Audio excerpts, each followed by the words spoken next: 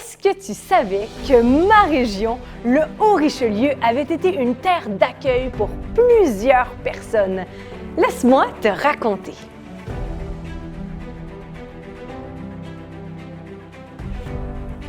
Est-ce que tu connais les Acadiens? Leur histoire est très triste. Ce peuple francophone vivait en Acadie, dans l'est du Canada. Un peu au Nouveau-Brunswick, dans une partie de la Nouvelle-Écosse, sur l'île du Prince-Édouard et un peu au Québec.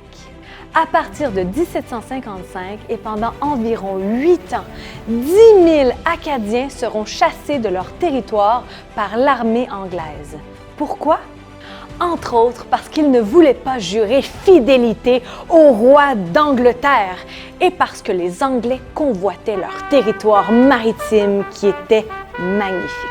Plusieurs Acadiens ont été déportés dans des colonies anglaises en France ou dans les Antilles. Déportés, ça veut dire qu'ils étaient obligés de déménager.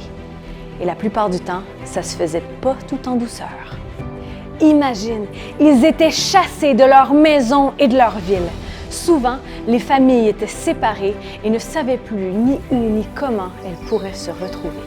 Parmi ceux qu'on a envoyés aux États-Unis, plusieurs ne sont pas restés et ont pris la route. La route vers où? La route vers le Haut-Richelieu, chez nous. Ce sont eux qui ont fondé la première paroisse du coin qu'ils ont d'abord appelée Sainte-Marguerite de Blairfindie et ensuite Petite-Cadie, en hommage à leur Acadie lointaine, et finalement l'Acadie, nom qu'on utilise encore aujourd'hui. Pour en apprendre davantage sur ce peuple courageux, viens visiter le secteur l'Acadie à Saint-Jean-sur-Richelieu. Nous n'avons pas seulement accueilli les Acadiens, nous avons aussi accueilli les loyalistes. Les loyalistes arrivaient des 13 colonies américaines. Aujourd'hui, il y a 52 États, d'où le nom les États-Unis. Mais dans l'ancien temps, les colonies dépendaient de la Grande-Bretagne. De 1775 à 1783, elles se sont battues pour devenir indépendantes. Et vous savez quoi? Elles ont gagné leur guerre d'indépendance et sont, à partir de ce moment, devenues un pays à part entière. Mais parmi les Américains, certains ne souhaitaient pas se séparer de l'Angleterre. Ils voulaient demeurer loyaux au roi. C'étaient les loyalistes.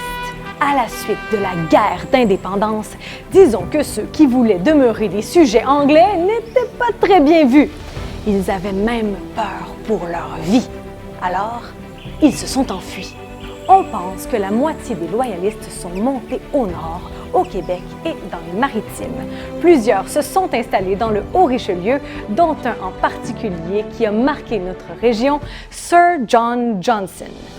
Dès son arrivée au Canada, Sir John Johnson a travaillé à aider d'autres loyalistes exilés à s'établir ici. Il possédait plusieurs maisons, dont une au pied du mont Saint-Grégoire qui est toujours demeurée sa préférée. Il a aussi fait construire un grand moulin à vent au pied du mont. Et savais-tu qu'avant de parler du mont Saint-Grégoire, on disait plutôt le mont Johnson? Et oui, il avait donné son nom au mont. Johnson avait un grand respect pour les Iroquois. Tu sais, quand les Français et les Anglais sont arrivés, notre continent était déjà peuplé. Parmi les Premières Nations, il y avait les Iroquois. On raconte qu'à la mort de Sir John Johnson, plus de 300 Iroquois se seraient déplacés pour lui rendre hommage. On dit de Johnson qu'il avait choisi d'unir les nations plutôt que de les séparer. C'est une belle qualité, trouves-tu? Le Haut-Richelieu est donc une terre d'accueil, une terre fertile avec ses plantations et une terre généreuse avec sa faune et sa flore. Alors voilà, et ça c'est juste une petite partie de notre histoire. Ça m'a fait tellement plaisir de te la raconter. Mais là, il faut vraiment que j'aille faire ma lessive. Bye!